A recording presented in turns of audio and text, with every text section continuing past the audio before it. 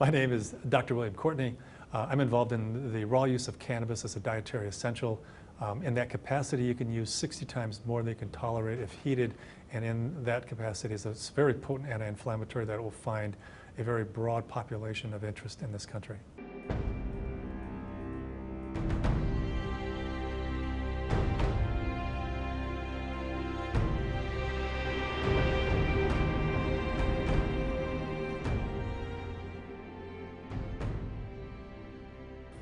I'm Donald Abrams, and I'm Chief of Hematology Oncology at San Francisco General Hospital and a Professor of Medicine at the University of California, San Francisco. I do research in medical cannabis applications. I mean, if cannabis were discovered in an Amazon rainforest today, people would be clamoring to make as much use as they could of all of the potential benefits of the plant. I think, unfortunately, it carries with it, a long, maybe not so long history of being a persecuted plant.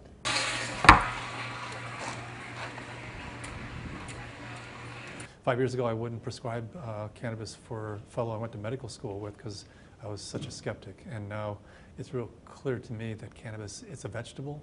It's not psychoactive until humans alter it chemically. No other animal alters it.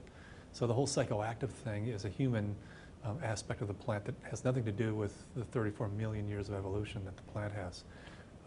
It's captured these molecules that help our body's regulatory system be more effective. And its bottom line is it's a dietary essential that helps all 210 cell types function more effectively. And so I never even refer to it as medicine anymore. Strictly as a dietary essential.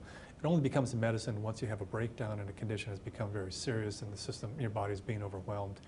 Then cannabis can be manipulated, i.e. heated, concentrated, to become a medicine. But in its best form, it's a preventative.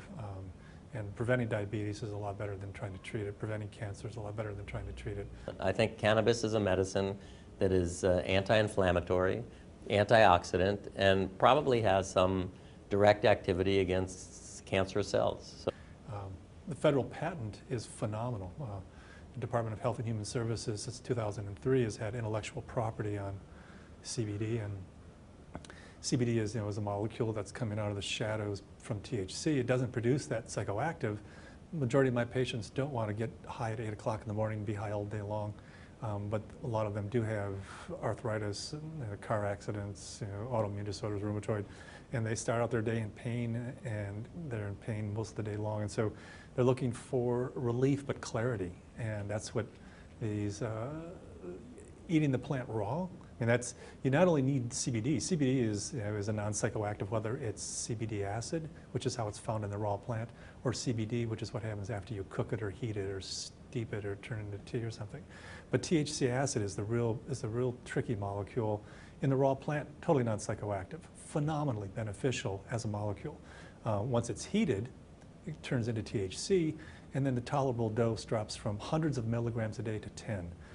And with 10 milligrams, you stimulate the CB1 receptor, you get that psychoactive effect, either dysphoria or euphoria, but you walk away from 99% of the benefits of this plant, which are bone remodeling, intestinal function, neural function, inflammation control, cancer, precancerous detection. This plant can do phenomenal things, but not if you're taking 10 milligrams rather than the 600 milligrams that the FDA is currently approving as an investigative new drug. My name is Kristen Piskuski, and I went from being bedridden and on over 40 medications a day to control my health problems to being a mother, to being healthy, happy, and vital thanks to using green leaf that I juice on a daily basis. Yeah, I was diagnosed with lupus and rheumatoid arthritis when I was 16, and then interstitial cystitis, painful bladder condition, endometriosis, cervical cancer. I was told I was sterile and would never have children, and hypothyroidism, chronic infections. I've had 16 surgical procedures, and I'm resistant to most antibiotics and have chronic infections. and I can't take a lot of Western medicine drugs because of the allergies that I have. I also have asthma. I'm allergic to most environmental factors and different skin rashes. And I have a broken back in 3 places. Man. So how did, how did you discover this new way of juicing? I discovered cannabis was helpful for the conditions because when I would smoke cannabis for pain, I had fewer infections. So I started to look into whether cannabis was doing more than just masking the pain. And I moved to California to be able to use cannabis legally, but I still didn't have the type of healing that I anticipated with smoked and heated cannabis.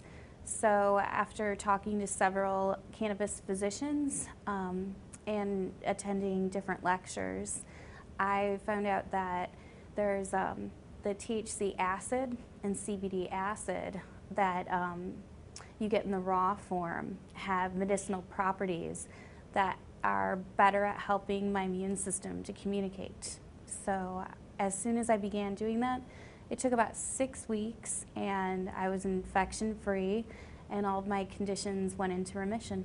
And what many of my patients do is they plant a plant every day and they pick a plant every day. If you let the plant grow to a certain size, you may be able to use half a plant a day. So a plant therefore would last for 2 days. So therefore you need 1 plant every other day. So the total number of plants depends on whether you have a plant a day, a plant every other, or a plant every 3 days, depending on the space available. But most of them are trying to do this whole thing on a single 400-watt light. And they use a fluorescent light to keep a mother alive, and they produce a clone. They start a plant. They pick the whole plant, strip the leaf and flower, juice that. Good indication that the roots are also useful. Stalk is a little fibrous, can bind up a lot of juicers and ruin the juicer because it's just so strong. So I generally strip the stalk and throw that away because it's just too fibrous. But juice that, it produces a small amount of juice, very concentrated, quite acidic. Yeah, that has to be diluted. You can dilute it with fresh vegetable juice, fruit juice, or something that you buy off the shelf. The only time I've needed antibiotics in the last 4 years is when I was unable to do the juicing regime because I was overseas. And it was while I was pregnant for the first time with my daughter Zahaya. And when I came back, I had a horrible sinus infection, and they were unable to treat it with 3 different antibiotics. And the rheumatologist at UCSF I was working with thought that I may need to go back on methotrexate and prednisone. And 3 weeks after I got home and I had been juicing again, everything cleared up and I didn't have to go on any of the drugs or take another antibiotic. And at this point, I'm developing strains. Yesterday, stumbled on a strain that's 22% CBD acid. The plant that I had the day before that was 1%. A absolutely phenomenal change in the plant's chemical composition, and particularly as it impacts, are you violating federal patents if you're using this plant? I mean, if they're commercially going to use CBD, then you have to deal with the patent. But individual use as a dietary element, the U.S. patent just is clear evidence as to why you want to eat this plant as a leafy green vegetable and include it in your diet several times a day. I depend on right now on people who give me leaf because my partner is a cannabis physician and we worry about the legalities of growing our own right now and whether it could jeopardize his medical license. But we have a lot of patients that are able to grow less than 30 plants, and this allows them a fresh plant every day for juicing. My #1 project is to get the Convention 1 treaty, which is a UN committee that produced this treaty that I think there's 104 countries that have signed on to it, which says if you have, grow, possess, transport cannabis, you should be imprisoned. That is the document that every country in this world pounds people into the ground, cuts their heads off, and imprisons them. And so you take this information that unheated, it's not psychoactive, it's a vegetable that improves the function of your immune system and bone metabolism and musculoskeletal. Once the world knows that it's a vegetable, that's all it is. most important vegetable on the planet, then these various things that are in place that prohibit people from having access will change. And so one of my agendas now is to try to get the treaty amended to remove cannabis, so that cannabis can be available to everyone in the world as a dietary supplement. And anyone who knows somebody who's sick, who has a loved one with an illness, or themselves has suffered from one, understands that there are more important things to look at, and we have to be able to adapt. If what we're doing doesn't fit with what's needed in the world today, if how we make our living isn't supporting, it's not sustaining people's health, then we need to be able to grow and adapt and change. You don't want to go from, I guess a lot of incarcerations to suddenly, it's a dietary essential. I mean, how do you make that leap? And so I'm hoping that we're in a phase where, we're gradually letting go of yesterday's nightmares and embracing the fact that, it's patented for its benefits, it's approved of by the FDA, and in fact is clearly a dietary essential that should be in everyone's diets. And so I'm hoping that the DEA, which is lagging behind, will on cue with the whole organization decide that, okay, well, let's go ahead and reschedule this, because clearly we can't have a patent on its utility and say it has no utility. I mean, the conflict is just, it's patently absurd.